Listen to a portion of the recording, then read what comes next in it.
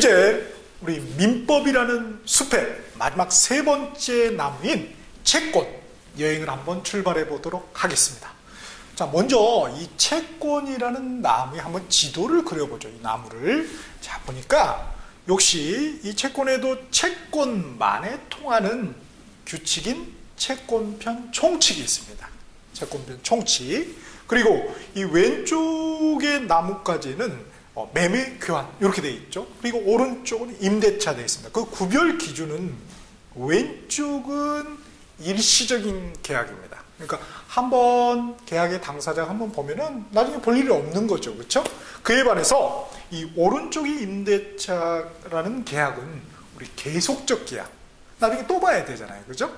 그렇게 해서 이 채권이라는 나무의 지도를 우리가 그릴 수 있겠고요. 그러면은 이 채권 파트의 핵심은 뭐냐? 똑같죠. 왜? 채권도 무슨 파트입니까? 그렇죠. 민법 파트죠. 그러니까 똑같겠네. 뭐가? 채권이라는 권리를 발생시키기 위한 법률 행위에 따른 법률 효과 그리고 법률 관계가 되겠죠. 똑같이 일맥상통하는군요. 일이관지 꼭 기억하시기 바랍니다. 자, 그러면은 이 채권편에서 우리 총칙 파트부터 쭉 한번 달려보죠. 자, 우리 총칙 파트는 크게 이렇게 세 개의 파트로 우리가 구별해 볼 수가 있어요. 자, 첫 번째, 우리는 이 채권을 발생시키는, 채권도 하나의 권리니까 우리가 권리가 발생시키는 원인은 이 두 가지라고 그랬죠. 하나는 법률행위, 법률규정. 그런데 우리 공인중개사 시험에서는 법률 규정은 다루지 않습니다. 채권을 발생시키는 법률 규정은 다루지 않고요. 채권을 발생시키는 이 법률 행위 중에서도 우리는 계약만 다뤄요. 굉장히 적죠, 그러니까. 그런데 그 계약 중에서도 딱 요 세 놈만 다룹니다. 이야, 너무 좋아요, 그죠? 좀 축소해 주니까. 그러니까 굉장히 우리는 국한된 그런 범위를 본다는 거. 자신감을 가져도 된다는 거죠. 할 수 있다! 이렇게. 자, 그러면은 계약의 성립, 이걸 먼저 보자고요. 그죠? 계약만 우리는 다루는 거니까. 그런데 하나 우리가 생각해 볼게. 계약이 뭘로 보여야 된다? 계약이. 그렇죠. 법률행위구나. 똑같네. 그죠? 그러면 이 계약이 어떻게 성립했냐? 첫 번째 보니까 청약과 승낙이라는 그 의사표시 합치입니다. 의사표시 어디서 들어봤죠? 어디? 그렇죠. 이 총칙편에 요 있잖아요. 그죠? 벌써 가물가물하죠? 반갑네요. 그죠? 그러니까 의사표시를 이 총칙이라는 나무에서는 의사표시라고 불러주고, 그리고 이 채권이라는 나무, 특히 이제 계약이죠. 계약이라는 파트에서는 뭐라고 불러준다? 한쪽의 의사표시를 청약, 다른 쪽의 의사표시를 승낙. 이렇게 부르는 거는 똑같네. 그러니까 뭐다? 결국 의사표시다. 의사표시가 있으니까 결국 뭐다? 법률행위다. 이렇게 되는 것이죠. 똑같아요. 우리 결혼도 사실은 법적으로는 뭡니까? 혼인이라는 계약이에요. 가족법상의 계약이죠. 그죠? 여기서 뭐랍니까? 남자가 저의 꽃을 꽃받치면 던져버리죠. 그죠? 저의 다이아몬드 반지를 받아주시죠! 이렇게 청혼을 하죠. 그죠? 청혼. 요청한다. 혼인을. 근데 여기는 뭐예요? 혼인인데 약속이에요. 약속. 그쵸? 내가 이거 1억에 사주세요. 이렇게, 이렇게 사줄게! 이런 약속을 요청하는 거죠. 그게 이제 청약이죠. 오른쪽에서 다이아몬드 반지 받아주지! 까짓것! 이렇게 승낙을 하게 되죠. 결혼을. 그죠? 똑같아요. 그렇구나. 우리가 배워야 될 건 이미 뭐예요? 우리 다 알고 있습니다. 그 기본적인 개념은. 단지 이게 민법이라는 법에 들어가서 보니까 왠지 좀 낯설고 그런 것 뿐이지 똑같다. 자, 그래서 청약과 승낙이 성립돼요.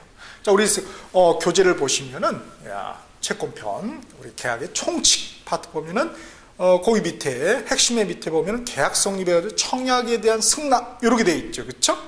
청약에 대한 승낙, 이렇게 돼 있고 그 다음에 오른쪽 보시면은 두 번째가 교차 청약이죠. 승낙이 아니고 교차 청약이 교차하네? 양쪽 다 청약인 거죠. 그런데 우연의 일치로 여기 내용이 똑같은 거예요. 세상 살다 보면 우연이 얼마나 많습니까? 그렇죠? 이렇게 교차 청약에 의해서도 계약이라는 게 성립이 될 수가 있구나. 그렇죠? 그 다음에 세 번째는 의사 실현이죠. 내가 하는 의사가 실현이 됐다. 우리 대표적으로 뭐예요? 의료 계약이 있잖아요. 의사 선생님 앞에 가서 의사 선생님이 청진기를 쫙 하면은 뭐예요? 우리가 뭐예요? 배를 딱 까죠. 배까? 뭐 의사를 표시합니까? 아니죠. 배까? 그러면 뭐 당연히 뭐예요? 의료 계약이 성립되잖아요. 그죠? 그런 거를 갖다가 우리가 의사 실현이다. 자기의 어떤 의도를 갖다가 행동으로서 실현하는 거죠. 그쵸? 그걸 우리 법에서는 똑같이 이렇게 봐서 계약이 성립한 것으로 보는 것입니다. 그러면은 여기 우리 계약의 성립에 그 박스에 나와 있는 거 보시면은 그 의사 실현 밑에 보시면은 뭐라고 돼 있어요? 요 세 가지. 그러니까 요놈 세 가지 공통점이 뭐다? 의사표시의 합치다. 의사표시의 합치가 있어야지 계약이라는 게 성립이 된다는 거야. 원래 우리가 법률행위가 성립하기 위해서는 기억나십니까? 여기 있죠. 당목의. 당사자, 목적, 의사표시만 있으면 법률행위가 성립되는데 계약이라는 이런 법률행위는 뭐예요? 당사자, 목적, 의사표시는 당연히 있어야 되고 또 하나 추가적으로 이 의사표시에 뭐가 있어야 된다? 합치가 있어야 된다. 그렇죠? 일치해야 된다. 자, 일치해야 된다는 건 뭐냐면은 첫 번째는 객관적으로 일치해야 된다. 갑이 이렇게 팔겠다 했으면 우리 뭐요? 이렇게 사겠다. 이게 객관적인 일치예요. 내용이 일치해야 된다는 거죠. 그 다음 두 번째는 사람이 일치해야 돼요. 상대방이. 이걸 갖다 우리가 주관적인 합치라고 그러죠. 그렇죠? 주관적인 일치가 있어야 된다는 거예요. 갑이 을에게 이렇게 팔겠다면 을이 갑에게 이렇게 팔겠다. 이렇게 해야지 계약이 성립되는 것이지. 옆에 있던 병이 뭐예요? 내가 살게. 이거 안 된다는 거예요. 그쵸? 갑은 을한테 했으니까 을은 을이 갑에게 해야지. 그 옆에 있던 다른 제3자가 갑에게 하면 계약이 성립되지 않는다는 거죠. 그렇죠? 자, 그래서 이렇게 객관적 합치, 주관적 합치라고 밑에 기술이 돼 있죠. 요게 있어야 되는 것이구나. 자, 그러면은 우리 교차 청약 관련 조문 한번 볼까요? 533조. 교차 청약. 당사자 간에, 갑과 을 간에 동일한 내용의 청약이, 청약의 내용이 동일해야 돼요. 상호 교차된 경우에는, 그런 경우에는 양 청약이 상대방에게 도달한 때, 그때 계약이 성립한다. 계약이 성립한다예요? 계약이 유효하다예요? 그냥 일단 성립하는 거예요. 효력 요건은 나중에 따질 일이라는 거죠. 그렇죠? 그 다음 의사실현은 바로 위에 532조입니다. 의사실현에 의한 계약 성립, 청약의 의사표시나 관습에 의하여 승낙의 통지가 필요하지 아니한 경우에는 계약은 승낙의 의사표시로 인정된 사실이 있는 때 성립한다. 이렇게 해서 계약이 어떻게 성립하는지, 그렇죠? 이렇게 세 가지 패턴을 봤어요. 그 다음 두 번째는 계약이라는 법률행위가 성립했으니까 거기에 대한 효과, 법률 효과가 있겠죠. 법률 효과는 당연히 뭐예요? 채권이 발생되겠죠. 권리가 발생되겠죠. 그렇죠? 그러면은 그거 말고 어떤 또 효과가 있을까 보니까 동시행의 항변권이라는 게 있더라. 동시행의 항변권.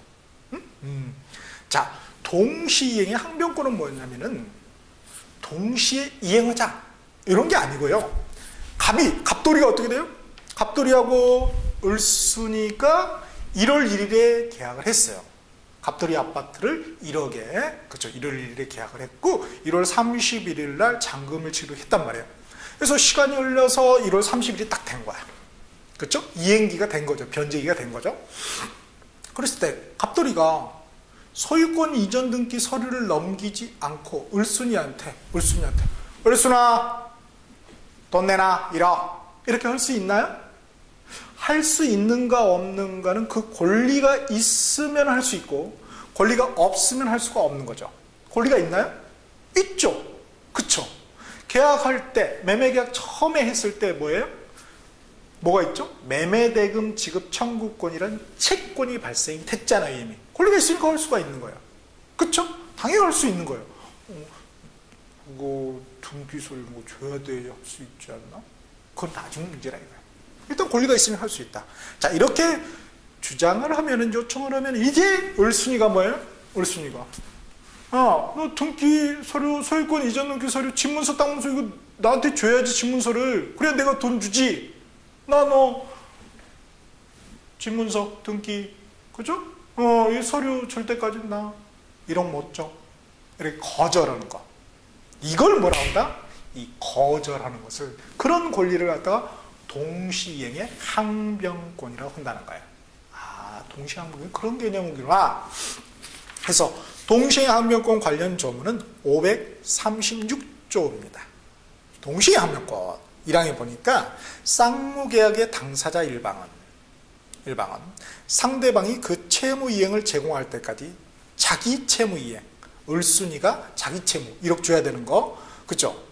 당사자 일방, 상대방이 그 채무, 상대방 갑돌이가 그 채무이행, 소유권 이전 등기 서류 넘겨주는 거죠. 그거 할 때까지 자기 을순위의 채무이행 1억 주는 것을 거절할 수 있다. 아, 이게 원칙이군요. 물론 이해가 있지만은, 이걸 동시행의 항변권이라고 하는 거구나.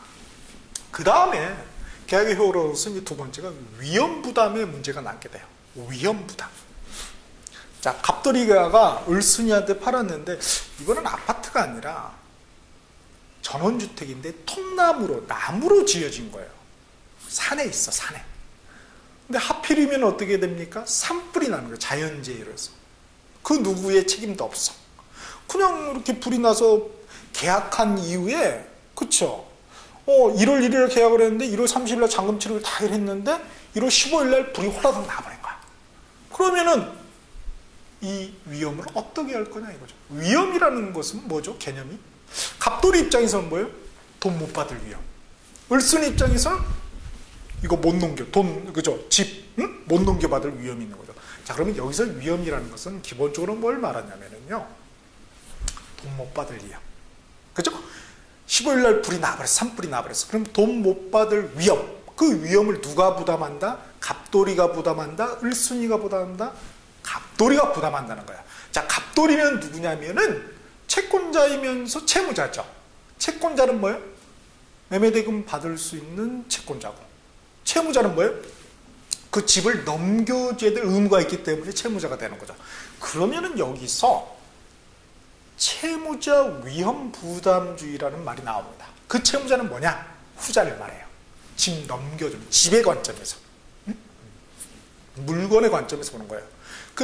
그 물건의 관점. 그러니까 갑돌이가 그러한 위험을 부담한다. 그래서 우리는 채무자 위험 부담주의를 원칙으로 하고 있습니다. 물론 예가 있긴 하지만은. 그래서 이 채무자 위험 부담주의가 어디 나와 있냐? 537조입니다. 채무자 위험 부담주의. 쌍무계약의 당사자 일방의 채무가, 그죠? 당사자 쌍방의 책임 없는 사유로 이행할 수 없게 된 때, 그죠? 그래서 산불이 나버린 경우죠. 불이 홀랑 타버린 거예요. 그죠? 집이 홀랑 타버린 거예요. 이런 때에는 채무자는, 갑돌이는 상대방 을순이의 이행 돈 달라고 청구하지 못한다. 이걸 뭐라고 그런다? 채무자 위험 부담주의라 한다. 아, 그렇군요. 다음에 우리가 계약을 할 때 꼭 자기를 위해서 계약을 하는 게 일반적이죠, 사실은. 근데 꼭 그렇지는 않더라. 우리 옛날에 그 교육보험이라는 게 있었죠. 부모님들이 누구를 위해서 보험회사, 부모님이 갑이야, 보험회사가 을이야, 그죠? 부모님이 교육보험을 들었어, 그죠? 본인 갑을 위해서, 부모님을 위해서 교육보험을 들었나요? 보험계약을 했나요? 자기 자식인 병을 위해서 보험계약을 했나요? 그렇죠. 왼수 같은 병을 위해서 계약을 했겠죠. 자식은 왼수야.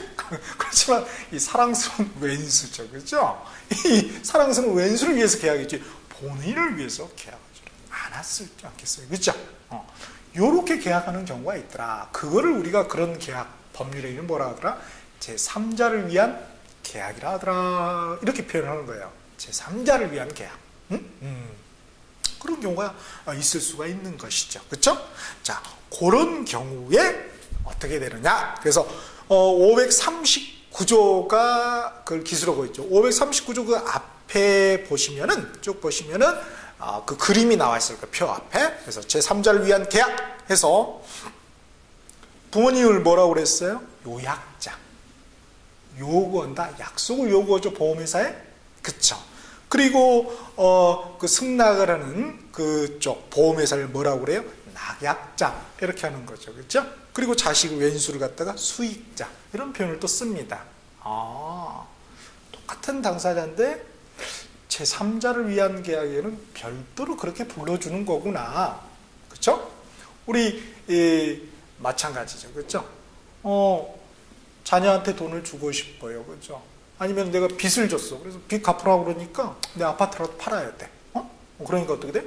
내 아파트 갑돌이가 자기 아파트를 을순이한테 팔아. 근데 병돌이한테 빚을 줬어. 갑돌이가. 그랬을 때 어떻게 됩니까? 어차피 병돌이한테 돈이 갈 거죠? 그러니까 뭐예요? 을순이한테 이거 매매대금 병돌이한테 주는 걸로 한다. 이렇게 계약을 할 수도 있잖아요. 그게 바로 우리 부동산에서의 제3자를 위한 계약이 되는 것이죠. 오케이? 자, 그러면은 조문 한번 보죠. 539조 제3자를 위한 계약 1항의 계약에 의하여 당사자 1방이 제3자에게 이행할 것을 약정한 때에는 그 제3자 왼수 자식은 채무자에게 보험회사에게 직접 그 이행을 청구할 수 있다. 이렇게. 그쵸? 이렇게 될 수가 있는 것입니다. 자, 그 다음에 이제 마지막으로 계약이 발생되고 어떤 효력이 있다면 그 다음에 뭐예요? 계약이 어긋날 수가 있겠죠. 파토난다. 우리 혼인도 우리 약혼했다가 어떻게 돼요? 약혼했다가 파토난 경우 있잖아요. 그죠? 청혼했다가. 마찬가지 똑같이. 어쩜 이렇게 똑같아요. 그죠? 그래서 계약이 파토나는 경우가 어떤 경우이냐? 소멸되는 경우가 해지하고 해지라는 것이 있더라. 그래서 여러분 543조 앞에 쭉 보시면 제3관에서 계약의 해지, 해제 이렇게 나와 있죠? 그래서 그 표를 한번 보세요. 해제 보니까 그쵸? 뭐라고 돼 있어요? 맨 끝에 법률행위라고 돼 있죠. 해자가 풀해자. 풀어서 계약, 매매계약 맺은 것을 풀어서 제거해버려요. 없는 걸로 해버린다 이거죠. 그쵸? 그게 뭐예요? 그걸 해지라고 하는 거구나. 그 다음에 해지는 뭐냐? 풀어. 임대차 계약을 풀어서 이제 더 이상 하지 않게 멈출 짓자. 정지하는 거죠. 그쵸? 그렇게 풀어버리는 걸 갖다 뭐라고 그런다? 해지라고 한다. 그러니까 밑에 보시면은 그 분야가 있죠. 적용 범위가. 해제는 일시적 계약에서 푸는 것이고, 그죠? 그 다음에 해지는 계속적 계약, 임대차 같은 그런 계약에서 쓰는 것입니다. 그죠? 그러면은 해지가 뭘로 보여야 된다? 그렇죠. 법률행. 의사표시이면서 법률행위예요. 그죠? 해제라는 법률행위를 했을 때, 해지라는 법률행위를 했을 때 어떠한 법률효과가 있겠죠. 그걸 아는 게 포인트가 되겠죠. 그래서 그 표 밑에 세 번째 칸에 효력 나와 있습니다. 해지를 하면 첫 번째 원상회복 의무가 있다. 그리고 맨 끝에 보시면 소급표가 있다. 이렇게 돼 있죠. 그렇죠? 그래서 요 관련 조문은 548조 한번 보실까요? 그래서 해제의 효과 이렇게 되죠. 해제가 뭘로 보여요? 법률행위. 효과가 뭘로 보여요? 법률효과. 계속 우리 조문은 같은 말을 하고 있는 거예요. 오케이? 그래서 1항의 당사자 1방이 계약을 해지한 때에는 각 당사자는 그 상대방에 원상회복의 의무가 있다. 그렇죠? 원상이니까 애초의 상태죠. 그러니까 소급표가 있겠죠. 되돌려 놓는 거니까. 그에 반해서 해지는 어떤 효과가 있느냐 보니까 우리 표에 뭐 청산 의무 그리고 손해배상 의무 밑에 장래에 대해서 효력이 소멸된다. 그래서 장래효가 있다 이런 표현을 씁니다. 장래에 대한 효과. 요거는 550조의 기술이 되어 있죠. 해지의 효과. 해지가 뭐다? 법률행위 효과가 법률효과. 당사자 일방이 계약을 해지한 때에는 계약은 장래에 대한 그 효력을 잇는다. 장래효가 있군요. 그러나 소급표는 없는 것이죠. 그렇죠? 자, 그리고 마지막으로 551조에 둘 다 손해배상, 그죠? 이것도 있으면은 청구할 수가 있다. 이렇게 기술이